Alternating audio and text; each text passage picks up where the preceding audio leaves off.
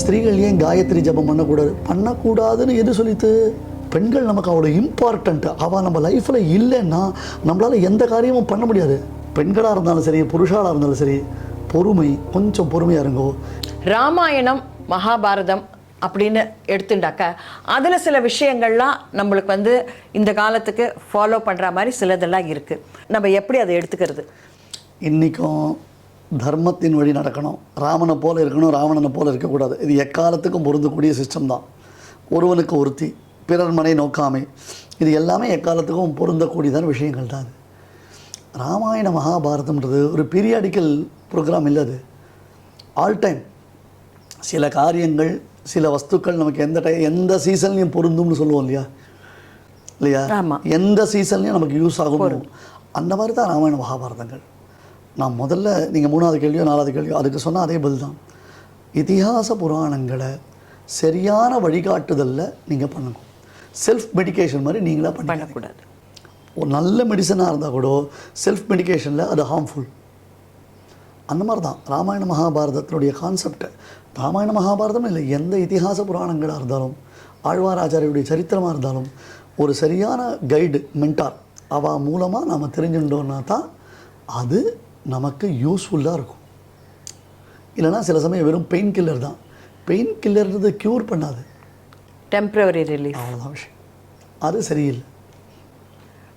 இந்த கேள்விக்கு நான் கொஞ்சம் விரிவான பதில் எதிர்பார்க்கிறேன் சுவாமிகள்கிட்டேருந்து. அதாவது பெண்களின் நிலைப்பாடு வேத காலங்கள், இதிகாச புராண காலங்களிலும் இப்பொழுதும் எப்படி இருக்கிறது? பெண்களுடைய மேன்மைக்கு அந்த காலம் நல்ல வசதியாக இருந்ததா, இந்த காலம் வசதியாக இருக்கா? இது பெண்களுடைய பார்வையில் கேட்குறீங்களா? பெண்களுடைய பார்வையில் மட்டும்தான் கேட்குறேன். பெண்களுடைய ஏற்றத்துக்கு எந்த காலம் நன்னா இருந்தது? இல்லை, பெண்களுடைய ஏற்றத்துக்கு எந்த காலம் நன்னா இருந்ததுன்னு பெண்கள் நிலைப்பதை சொல்லணுமா, இல்லை இதிகாச புராணங்கள் பெண்களுக்கு என்ன நிலைப்பாடை கொடுத்துருக்குன்னு சொல்லணும்? இதிகாச புராணங்கள் பெண்களின் நிலைப்பாடு என்ன? உயர்ந்த ஸ்தானம், சந்தேகமே வேண்டாம். மகாபாரத யுத்தத்தில் தான் பங்கெடுத்துக்க மாட்டேன்னு அர்ஜுனன் கொடுக்கறதுக்கு மெயின் வேலிட் ஸ்டேட்மெண்ட் என்ன அப்படின்னு கேட்டால், பெண்களை ரட்சிக்கிறதுக்கு மனுஷா இல்லாமல் போயிட்டால் பெண்கள் கெட்டு போயிடுவான். பெண்கள் கெட்டு போயிட்டான்னா தர்மம் போயிடும், குல தர்மங்கள் போயிடும். பெண்களால் மட்டும்தான் தர்மம் ரட்சிக்கப்படுறது. ஆகையால் ஒரு குலத்தில் இருந்த ஆண்மகனுக்கு ஆபத்து நேரிட்டது என்றால் அந்த குலத்தில் உள்ள பெண்கள் தவறான பாதைக்கு தள்ளப்படுவார்கள். ஃபார் எக்ஸாம்பிள், குருக்ஷேத்திர யுத்தத்தில் ஒரு ஃபேமிலியில் அப்பா, பிள்ளை, சகோதரன், மாப்பிள்ளை, பேரன் 5 பேர் யுத்தத்துக்கு போகிறான். ஒரு ஃபேமிலியில் இந்த 5 பேர் யுத்தத்தில் இறந்துட்டான். அப்போ 5 பெண்கள் விதவைகளாக்கப்படுகிறார்கள். 5 பெண்கள் விதவைகளாக்கப்படுகிறார்கள். அந்த 5 பெண்கள் எப்படி தங்களை காப்பாற்றிக்கிறது? அப்போ வேறு ஏதாவது தவறான பாதைக்கு தள்ளப்படுறதுக்கு வாய்ப்பு இருக்கு இல்லையா? இதுவரையிலும் கட்டி காப்பாற்றப்பட்டதான குல தர்மம் இதனால் நாசமடைஞ்சிடும். இருவரிலும் அந்த குல தர்மத்தை கட்டி காப்பாற்றினது யார்? இந்த பெண்கள் தான். சரியா? பதிவிரத்தைன்னு பெண்களை சொல்கிறோம், பத்ரிவிரத்தன்னு புருஷனை சொல்கிறதுக்கு வாய்ப்பே இல்லை. அவளை தான் நம்ம முக்கியப்படுத்துகிறோம். எந்த இதிகாசமும் எந்த புராணமும் பெண்களை குறைச்சி பேசவே இல்லை. சரியா? இங்கேயும் தெளிவான புரிந்து கொள்ளுதல் என்பது இல்லாததினால்தான் தேவையற்றதான சங்கடங்களை உருவாக்கி ஒரு ஃபெமினிசம்ன்றதான பேரில், அதுனா ஃபேனட்டிசமா அப்படி சொல்லலாமா? அதை தெரியல எனக்கு. ஃபெமினிசம்ன்ற பேரில் ஃபேனட்டிசம் ஓகே, அதை கிரியேட் பண்ணிட்டான். புரியுதா? ஏன் சில காரியங்கள் ஸ்திரீகள் பண்ணக்கூடாதுன்னா எதுவுமே சிலது பண்ணக்கூடாது தான். புருஷனும் சில காரியங்கள் பண்ணக்கூடாது, ஸ்திரீகளும் சில காரியங்கள் பண்ணக்கூடாது. சில காரியங்கள் பண்ண வாண்டான்னு சொன்னது எப்படி பெண் அடிமையாகும்? அது எப்படி அடிமைத்தனமாகும்? புரிஞ்சுதா உங்களுக்கு? ஒரு காரியம் பண்ண வாண்டான்னு சொல்லுது. நான் என்ன சொல்கிறேன், சாஸ்திரத்தை விஸ்வசிப்பவன், சாஸ்திரத்தை நம்புறவன், அப்போ சாஸ்திரம் என்ன சொன்னாலும் கேட்க போகிறான். சாஸ்திரத்தை நம்பாதவன் அது என்ன சொன்னாலும் கேட்க போகிறதில்ல. சில பேர் என்ன பண்ணுறா, சாஸ்திரத்தை நம்புறதா தங்களை காமிச்சுண்டு அது ஏன் இப்படி இருக்குது, இது ஏன் இப்படி இருக்குன்னு கேள்வி கேட்குறான். இது என்ன டிசைனே எனக்கு புரியல. ஒன்று you believe on that blind, அப்ரப்டாக அதை பிலீவ் பண்ணு, இல்லையா பேசாமல் விட்டுடு. நான் ஒத்துக்கிறேன். ஆனால் இந்த கேள்வி எதுக்கு? இந்த கேள்வி ஸ்திரீகள் ஏன் காயத்ரி ஜபம் பண்ணக்கூடாது? பண்ணக்கூடாதுன்னு எது சொல்லித்து? சாஸ்திரம் சொல்லித்து. காயத்ரி ஜபம் இதில் இருக்குது, சாஸ்திரத்தில் இருக்குது. இப்போ சாஸ்திரம் சொன்னதை மீறினியான அப்போ காயத்ரி ஜபம் உனக்கு கிடையாதுல்ல, அதனுடைய பலனும் இல்லையே. எதுக்கு நீ அதை நான் பண்ணி தான் தீருவேன்னா அப்போ உனக்கு என்னத்துக்கு சாஸ்திர விசாரம்? ரைட்டா?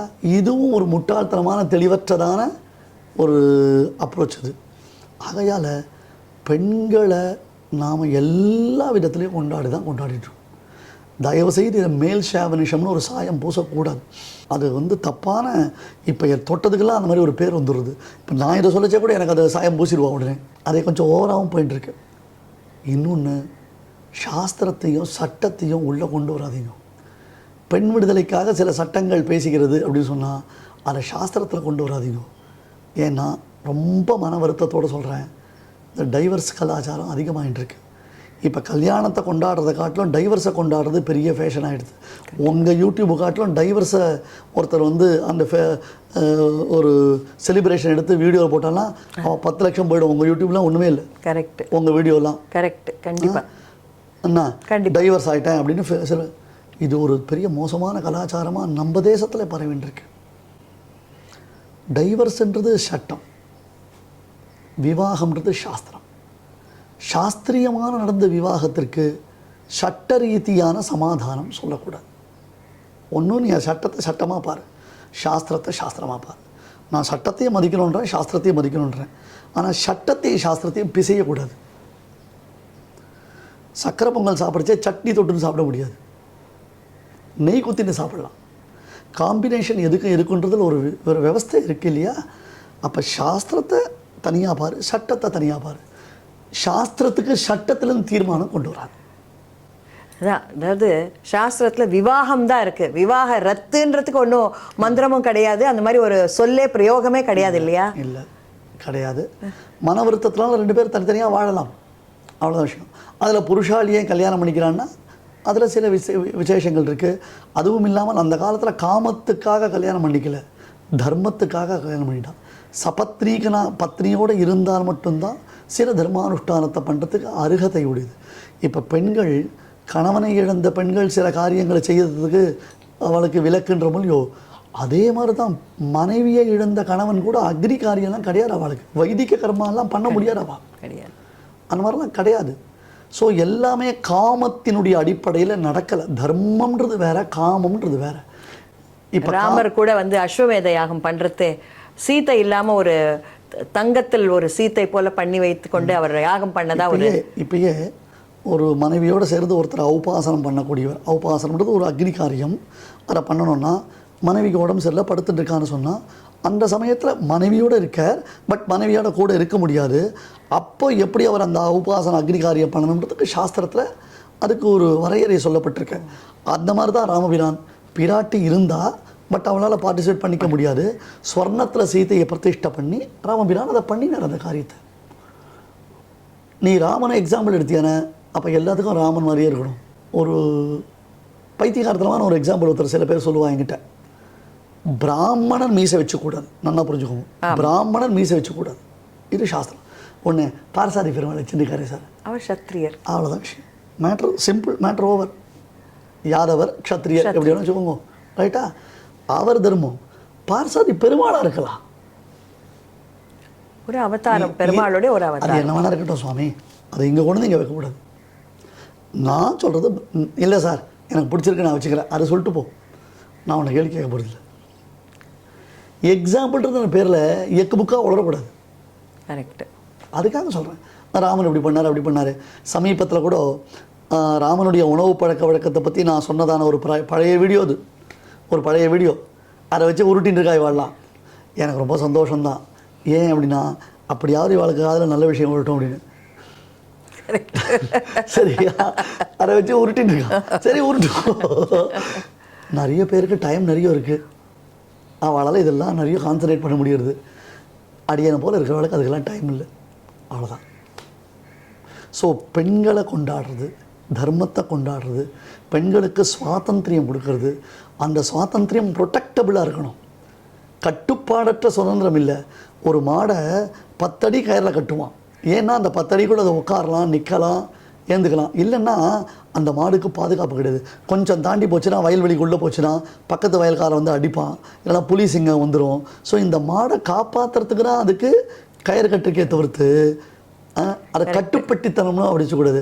அந்த மாதிரி பெண்களை காப்பாற்றுறதுக்கு, பெண்களை ப்ரொடெக்ட் பண்ண வேண்டியது நம்முடைய தர்மம். பெண்கள் நமக்கு அவ்வளோ இம்பார்ட்டண்ட்டு. அவள் நம்ம லைஃப்பில் இல்லைன்னா நம்மளால் எந்த காரியமும் பண்ண முடியாது. இப்போ என்னுடைய மனைவி இல்லைன்னா என்னால் இவ்வளோ சுவாதந்திரமாக பண்ண முடியாது. நான் நிஜமாகவே வீட்டில் டம்மி பீஸு. நீங்கள் இந்த புஸ்தகத்தில் என்னென்ன பேஜில் என்னென்ன இருக்குன்னு கேளுங்கோ, நான் உங்களுக்கு சிட்டி ரோபோவோட வேகமாக சொல்லுவேன். ஆனால் வீட்டில் வரவு செலவு என்ன விஷயங்கள் அப்படின்னா நிச்சயமாக சொல்கிறேன், 100% சொல்கிறேன். என் மனைவிக்கு தான் தெரியும், எனக்கு ஒன்றுமே தெரியாது. ஆனால் என்கிட்ட சொல்லாமல் அவர் எதையும் பண்ணவும் மாட்டார். கரெக்ட். இன்னொன்று சொல்லிட்டா, என் அக்கௌண்ட்டு ஓன் அக்கௌண்ட்டு அப்படின்றது இன்னி வரலாம் எனக்கும் என் மனைவிக்கோ கிடையாது. தேவையில்லை எனக்கு. நாங்கள் 2 பேரும் நாங்கள் சண்டை போடலையா? எல்லாருக்கும் வருது தானே, சகஜம் தானே. எல்லாரும் வருதுதான். உன்னையே நான் கல்யாணம் பண்ணிட்டேன், என்ன எதுக்கு நீ கல்யாணம் பண்ணிட்ட? இந்த கேள்வி எல்லாரும் கேட்க தான் கேட்போம்.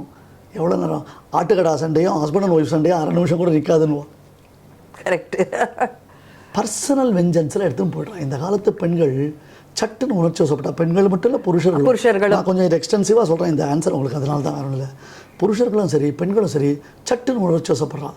அது தவிர 10% சாட்டிஸ்ஃபை ஆனதான் கல்யாணம் பண்ணிக்கணும், பாண்டிங் வரலன்றான். அது என்ன பாண்டிங்? எனக்கெல்லாம் கல்யாணம் ஆனதே ஒரு medical chemistry sir, chemistry work ஆகணும், பாண்டிங் ஒர்க் ஆகணும் அப்படின்றா.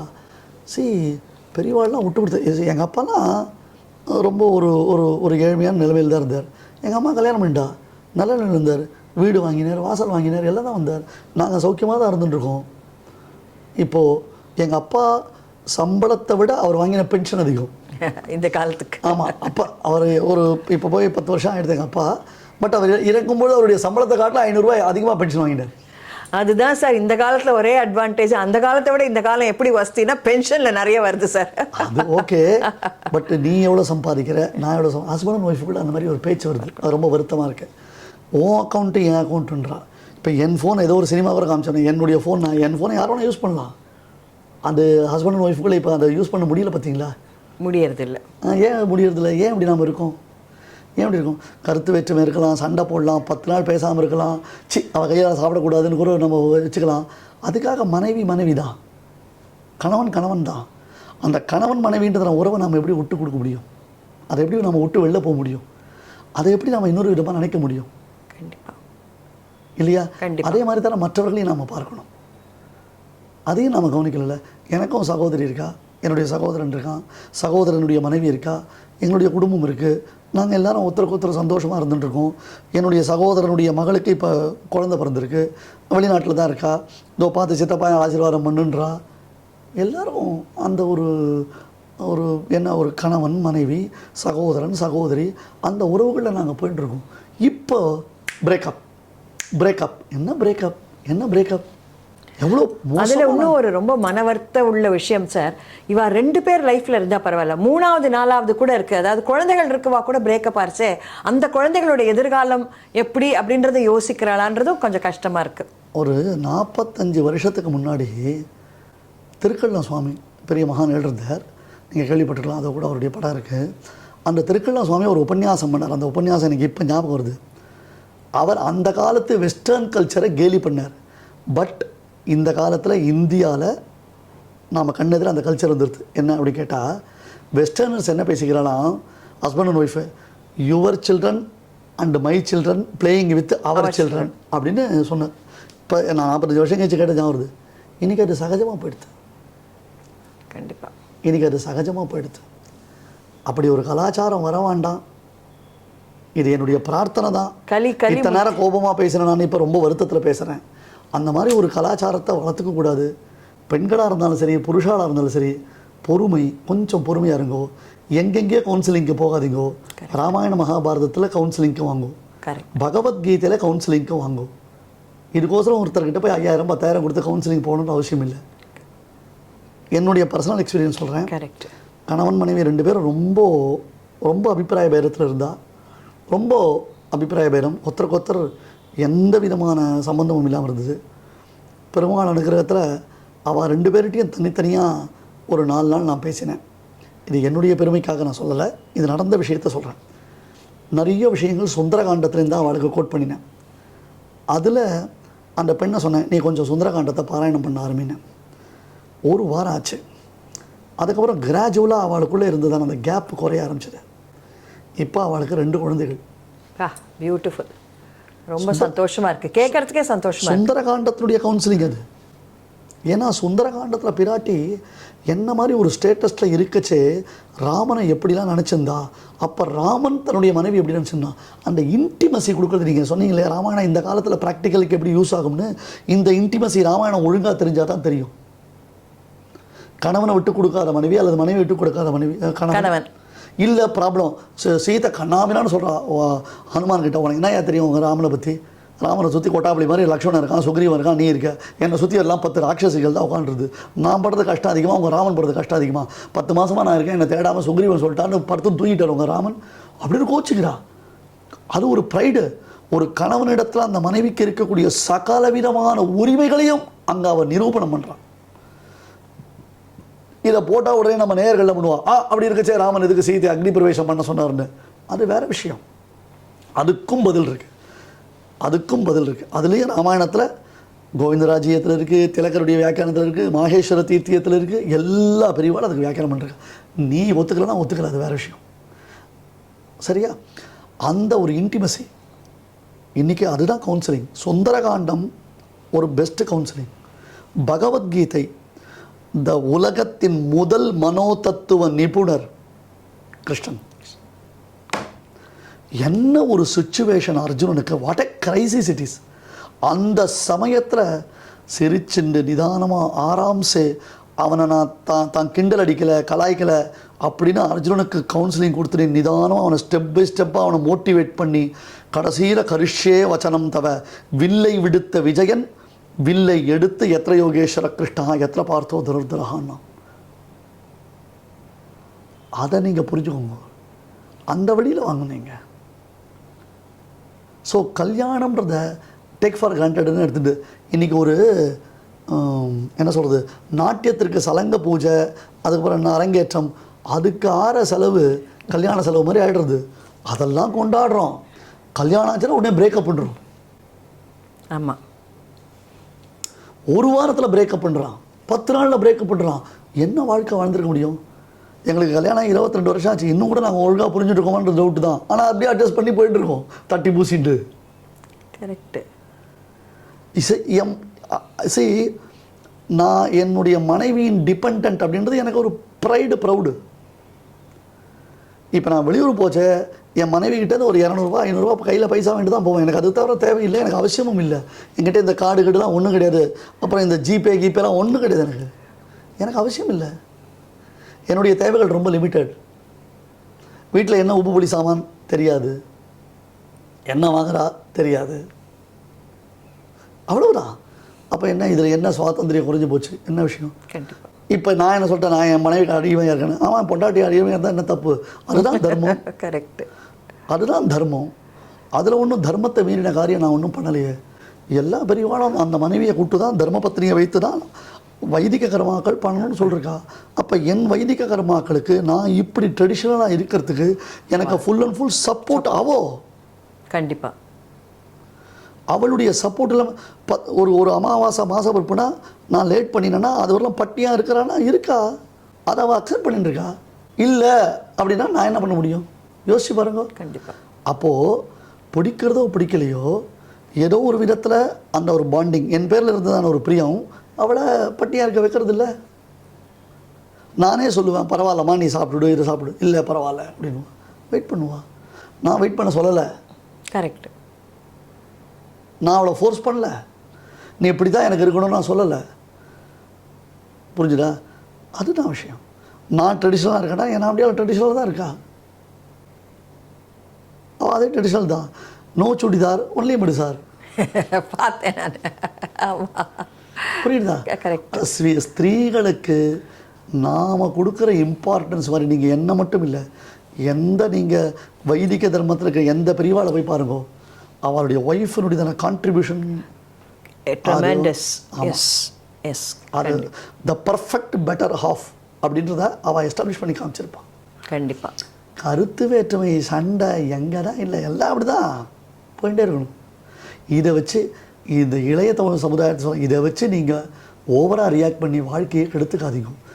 ஆப்ஷன் இருக்குது ஆப்ஷன் இருக்குது ஆப்ஷன் இருக்குன்னு வாழ்க்கைக்கு இன்னொரு ஆப்ஷன் நீங்கள் தேடாதீங்க தயவு செஞ்சு. ஈஸ்வர அனுகிரகத்தில், எம்பெருமானுடைய அனுகிரகத்தில் எல்லாருக்கும் சிறப்பான ஒரு வாழ்க்கை அமையட்டும். அந்த ஒரு வாழ்க்கையை கடைசி வரலும் வாழறதுக்கு பெருமாள் உங்களுக்கு அனுகிரகம் பண்ணட்டும். இது என்னுடைய பிரார்த்தனை. கண்டிப்பாக. இது வரைக்கும் நம்மளுக்கு சனாதன தர்மத்தின் அடிப்படையிலான பல சந்தேகங்களை ரொம்பவும் ஒரு எளிமையாக எல்லாருக்கும் புரியக்கூடிய ஒரு வகையில் நம்மளுக்கு எடுத்து சொன்ன திரு ஏபிஎன் சுவாமி அவர்களுக்கு நம்ம நன்றி தெரிவிச்சுக்கலாம். நமஸ்காரம். நமஸ்காரம்.